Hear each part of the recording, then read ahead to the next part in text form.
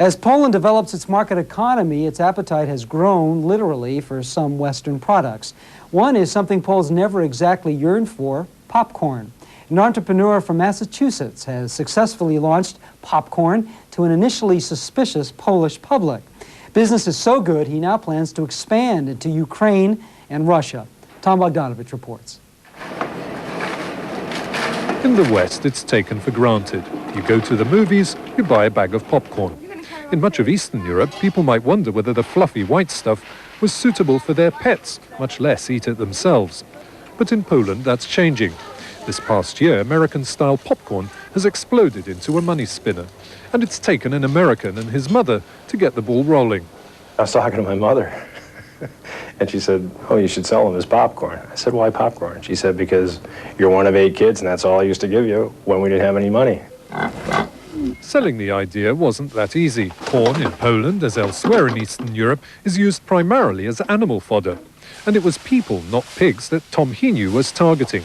The first 3 or 4 months, we couldn't give it away. Everybody thought it was pig food. Feed it to the pigs, and they thought I just put it in a fancy bag. Now you don't. But the former banker from Massachusetts persevered with his bags of popcorn, doing a TV ad himself when the professional actor was too expensive. I went to stores. I cooked popcorn out in front of stores.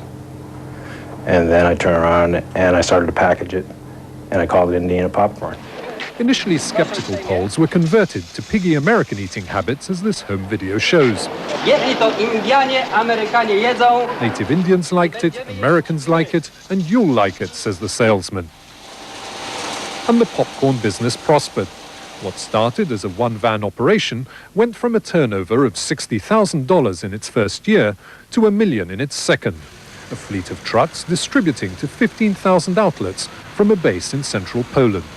Diversification is the next step. Now we're going into more of a pop product that's flavored, because that's the next market. And there's actually more margin in that, and there's a lot more volume.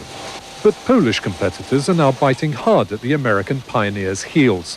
So Indiana Foods is moving further afield, to St. Petersburg and the Ukraine, convincing other East Europeans that if millions of Westerners can eat pig food, they can too. Tom Bogdanovich, CNN Business News, London. Well, that's all for this Tuesday, December 28th edition of World Business Today. Thanks for joining us. I'm Grant Perry. Good night from London.